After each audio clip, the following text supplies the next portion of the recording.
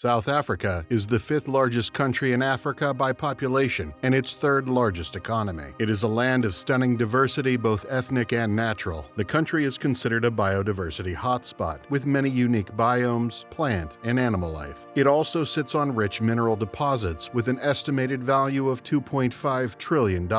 It has no fewer than 11 official languages, the largest of which are the African languages of Zulu and Xhosa, as well as the European languages of English and Afrikaans, a derivative of Dutch. South Africa is so diverse, it's often called the Rainbow Nation. But this Rainbow Nation is in serious trouble. Its economy has stagnated, government debt has soared over the past decade, and wages have flatlined. Its unemployment rate is 33%, one of the highest in the world, and its youth unemployment rate is a staggering 46.5%. South Africa also has the worst economic inequality in the world. According to World Bank data, South Africa's Gini index is 63, the worst of any country. By comparison, the highly unequal United States has a Gini index of 39.7, and the United Kingdom comes in at 32.6. As of today, the country is facing one of its worst crises since the end of apartheid almost 30 years ago. The crisis is so severe that many people, even some of the country's most prominent politicians, are openly speculating about the possibility of South Africa becoming a failed state. At the heart of the crisis is the country's electricity infrastructure, which is deteriorating so rapidly that the principal electricity generator, Eskom, has had to implement rolling blackouts to keep the grid from collapsing, and the situation is about to get worse. In South Africa, the lights are about to go out. In this video, we're going to look at how South Africa got to this desperate place in its history, and what's likely to happen next. But before we do that, make sure to subscribe to this channel to get notifications on all our latest videos. And if you like this video, be sure to hit the like button and help us spread the word. South Africa's problems date back a long way. One could say all the way back to 1652, when the Dutch East India Company set up a supply post at the Cape of Good Hope, at the very southern tip of the African continent, on its trade route between India and Europe. Pretty soon, Dutch settlers began arriving in the region, and with that came the racial divisions that would define South Africa for centuries to come. From then on, the indigenous African population would face a constant tide of colonization, displacement, and violence. In the 19th century, an economic boom came to South Africa with the discovery of diamonds in the 1860s and gold in the 1880s. A tidal wave of British migrants arrived in the region, seeking gold and diamond fortunes. That led to the ethnic tensions between the English and Dutch-descended Afrikaners that would explode in the form of the Boer War at the end of the 19th century. Caught in the middle of the fighting between two European colonial ethnicities, the African population was even further marginalized. The 20th century would prove to be even more brutal. In 1948, the white and Afrikaner-dominated National Party came to power. It took the informal system of segregation that had existed in South Africa for decades and formalized it into a legally binding system known as apartheid. Apartheid was designed to maintain the white minority's political control over South Africa and its black majority. Society was divided into black, white, mixed race or colored, and Asian. Each were expected to live separately, each had their own spaces, and each had their own status in society, with the white population holding the top spot, with virtually total political control over the country. This system persisted until 1994. By that time, South Africa had become a pariah nation under sanctions and trade embargoes from a majority of the world's countries. Under severe international pressure, the National Party ended apartheid, and the country moved towards becoming a liberal democracy. Nelson Mandela, the hero of the anti-apartheid movement, was freed from prison after 30 years and was elected president in 1994 under the banner of his political party, the African National Congress, or ANC. The ANC has ruled South Africa ever since. But the legacy of apartheid and colonization before it remained. Wealth continued to be concentrated in the hands of the white minority, who still controlled the country's vast agricultural sector. What's more, over the 3 decades it has ruled the country, the ANC has proven unable to address the country's many complex problems. The ANC's political power is tied to the country's powerful labor unions, each with their own agenda and their own demands. With forces pulling at it from every direction, the ANC has been unable to implement reforms that could improve the economy of South Africa and the country's quality of life. The fact that the ANC has proven time and time again to be riddled with corruption hasn't helped much either. In recent years, though, things have gotten much worse. At the heart of South Africa's problems today is the country's crumbling electricity grid. Starting around around 2007, Eskom, the country's dominant power company which generates 90% of South Africa's electricity, has had to institute what it calls load shedding, essentially rolling blackouts needed to keep the grid from failing altogether. That might seem like a minor technical problem, but think for a moment about just how important the electrical grid is to a country in the modern world. Without electricity, nothing can get done. Factories and mines can't operate, schools can't teach, government offices can't provide services. There is a direct correlation between a country's access to energy and its ability to operate an economy. South Africa's economy is failing on a fundamental level. It wasn't always this way. After apartheid fell, Eskom electrified the homes of millions of South Africans, vastly improving the quality of life. Yet, like many of South Africa's institutions, it fell prey to corruption. One clear example of that corruption can be seen in the story of the Gupta brothers, three migrants from India who arrived in South Africa in the 1990s and built a successful computer company. From there, they expanded to mining, media, and technology. As the Guptas grew in wealth, they began to use their influence to capture politicians and entire institutions. In 2017, it emerged that the Guptas had used their influence to land contracts to supply coal to Eskom from mines they had bought. Through those contracts and other business dealings, the Guptas allegedly looted the company, eventually fleeing the country for Dubai and leaving Eskom with a massive $23 billion